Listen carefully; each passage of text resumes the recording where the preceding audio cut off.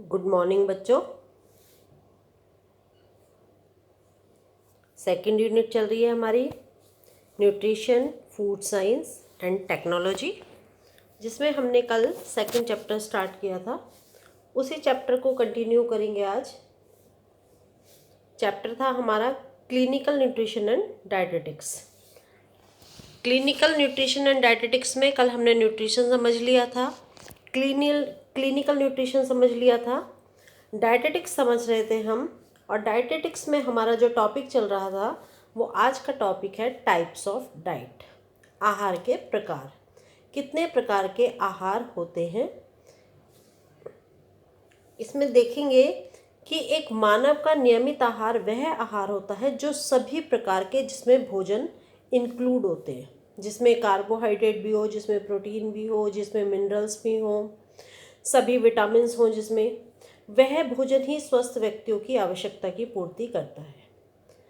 अब संशोधित आहार कौन से होते हैं? अब संशोधित जो आहार होते हैं वो आहार होते हैं जो हमारी चिकित्सीय आवश्यकताओं को पूरा करते हैं। जैसे यदि किसी व्यक्ति को डायबिटीज़ है तो उसको शुगर फ्री डाइट देनी है। ये कौन सी उसकी आवश्यकता हो गई?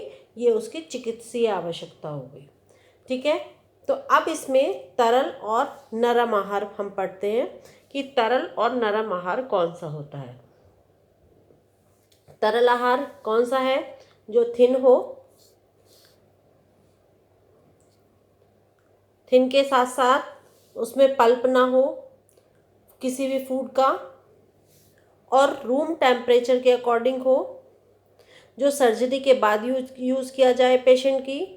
डायरिया हो यदि किसी को, या वोमिटिंग हो रही हो, उसमें यूज़ करें। कौन कौन से फूड होते हैं? जैसे एप्पल जूस, जिंजर, ठीक है, जिलेटिन, कोई भी इस तरह का जूस जो पूरी तरह से लिक्विड हो, पल्प फ्री डाइट हो, वो लिक्विड डाइट में आती है और जिसके अंतर्गत सभी प्रकार के भोजन सम्मिलित हों।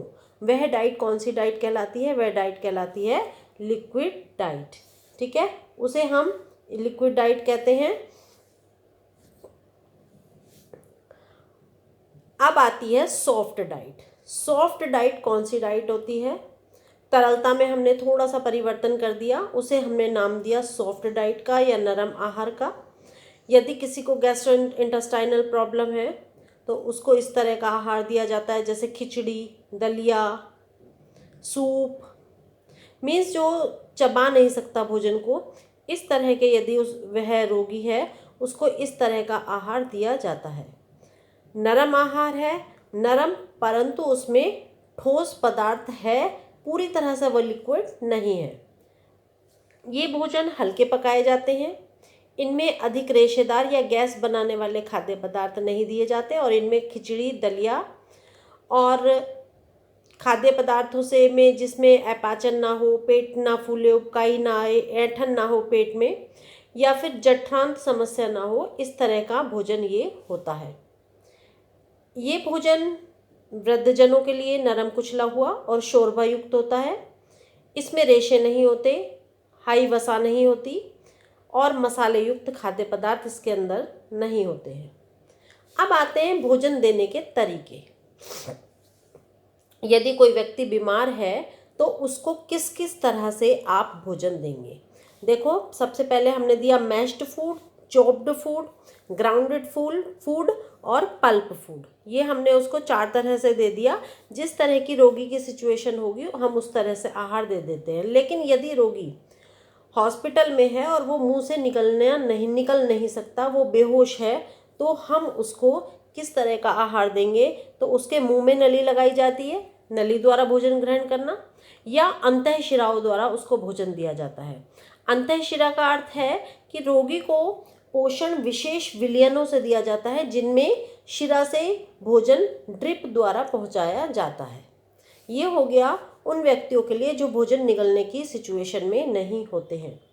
अब आती है चिरकालीन रोगों की रोकथाम। चिरकालीन रोग कौन से होते हैं? चिरकालीन मीन्स जो रोग लंबे समय तक चलते हैं। चिरकालीन रोगों को नियंत्रित करने और उनके प्रारंभ होने की अवस्था में विलंब कर सकता है। इसमें जो रोग होते हैं जैसे मोटापा, कोलन का कैंसर, मधुमेह, या हृदय रोग या अति तनाव, ये रोग शामिल होते हैं। ये जो रोग होते हैं इन रोगों को हम आहार द्वारा ही ठीक कर सकते हैं, यदि सही समय पर सही आहार उन रोगियों को दे दिया जाए। कैसा आहार? जिसमें जिस पोषक तत्वों की उनको अधिक मात्रा में आवश्यकता है वैसा ही आहार उसको दे दिया जाए। जैसे यदि कोई व्यक्ति है, उसको डायबिटीज़ है, तो हम उसको कौन सा आहार देंगे? शुगर फ्री देंगे। ओबिसिटी है, मोटापा है, तो हम उसको कार्बोहाइड्रेट कम देंगे, फैट फ्री डाइट देंगे। इस तरह से परिवर्तन उनके आहार में किया जाता है। अब हम आते हैं रिसर्च के ऊपर। देखो, सबसे पहले ये समझ लो, जैसे यदि किसी व्यक्ति को हाई ब्लड प्रेशर है तो उसको हमने कर्ड दी और उसको जो ब्लड प्रेशर उसका कर्ड से, योगर्ट से कम हो गया। अब उसको, यदि किसी को हाई कोलेस्ट्रॉल है, हाई कोलेस्ट्रॉल के लिए हमने उसको ग्रीन टी देनी शुरू कर दी। आर्थराइटिस है, उसको आर्थराइटिस के लिए हमने उसको टर्मरिक दी, टर्मरिक से उसका आर्थराइटिस या हड्डियों का दर्द ठीक होगा। उसकी इम्यूनिटी वीक है तो हम उसको गार्लिक देंगे, लहसुन देंगे, ब्रोकली देंगे यदि उसको कैंसर हो गया है, ठीक है। यदि उसको एनीमिया है तो हम उसको क्या देंगे? बीटरूट्स देंगे, लेमन देंगे, लेमन जूस देंगे, विटामिन सी। यदि उसको मोटापा हो गया है और डायबिटीज़ हो गई है तो उसको क्या देंगे? ब्लूबेरीज देंगे। तो इस तरह से किसी भी रोग में फूड के द्वारा हम इलाज कर सकते हैं। Foods that help prevent and fight diseases. भोजन के माध्यम से हम किसी भी रोग से लड़ सकते हैं यदि हमें सही भोजन का ज्ञान है तो, और यदि नहीं ज्ञान है तो इन्हीं रोगों को हम और ज़्यादा भी बढ़ा सकते हैं। रोग उत्पन्न करने में भी आहार की भूमिका होती है और रोग की रोकथाम में भी आहार की भूमिका होती है। ये मीन्स यदि हमें कोई रोग नहीं है और हम इस तरह का आहार लेते हैं तो हमें रोग उत्पन्न हो जाएगा, और यदि हम उस तरह ये कोई रोग है और हम उसको प्रिवेंट करने के लिए उस तरह की डिजीज़ लेते हैं जो उस रोग में लेनी चाहिए तो हम उस रोग को ठीक भी कर सकते हैं। अब आती है रिसर्च की बात। कुछ साइंटिस्ट ने आहार और रोगों के बीच में संबंध स्थापित किया है। उसके लिए उन्होंने बहुत कुछ रिसर्च की हैं, शोध किए हैं। शोधों द्वारा यह पाया गया है कि 20,000 पुरुषों के नैदानिक अध्ययन में ये रिसर्च के बाद पाया है कि सप्ताह में यदि वो एक बार फिश खाते हैं तो उनकी हृदय रोग से अचानक मरने की संभावना 52% कम हो जाती है। क्यों? क्योंकि मछली में, फिश में ओमेगा 3 फैटी एसिड्स अधिक मात्रा में पाए जाते हैं जो कोशिकाओं के आवश्यक अवयव होते हैं और हृदय को घातक बीमारी से हमें बचाते हैं।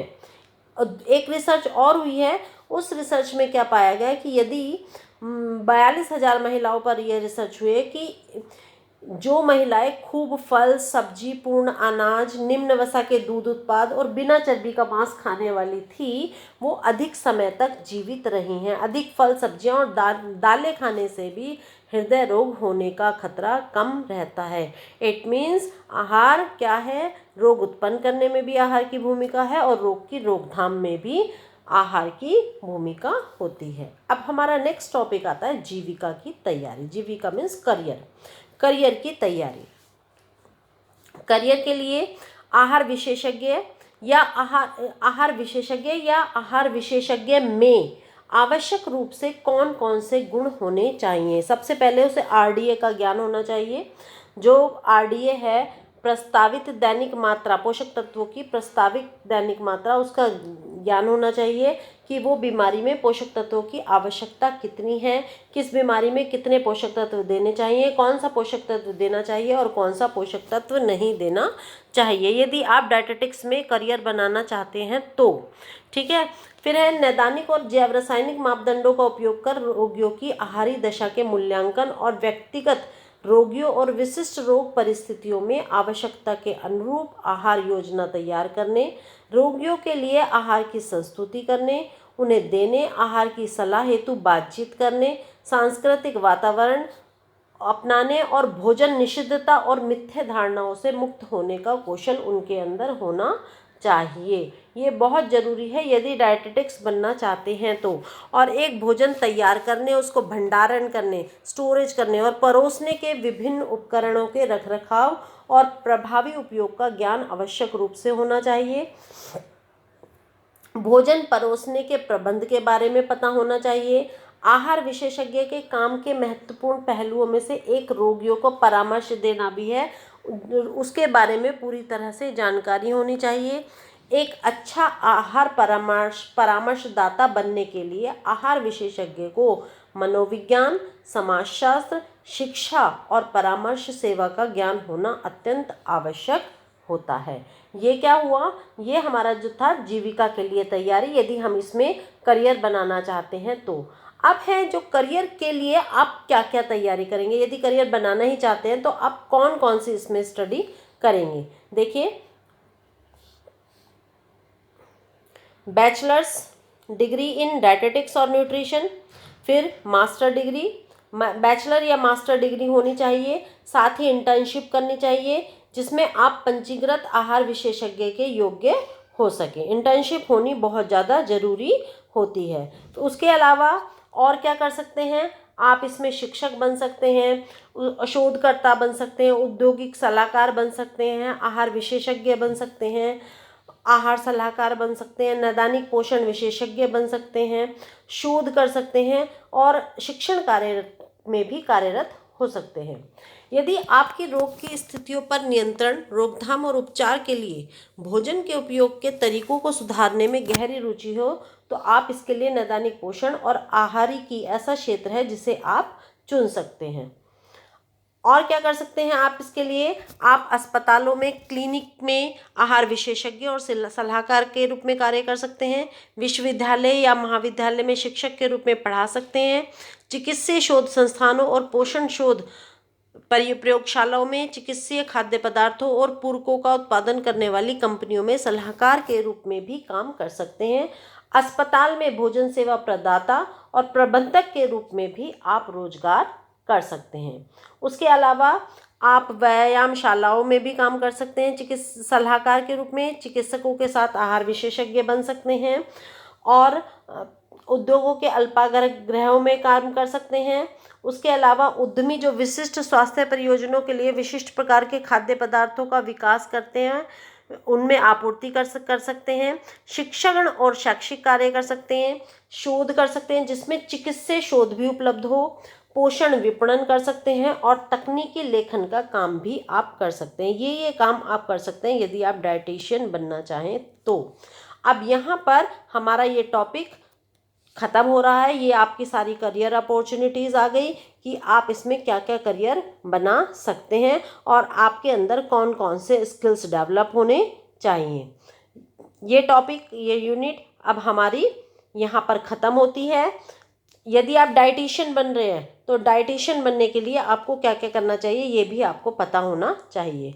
तो यहाँ पर हमारा लेसन 2 ख़त्म होता है। अब हम कल से लेसन 3 स्टार्ट करेंगे। ठीक है, थैंक यू बच्चों, दैट्स ऑल।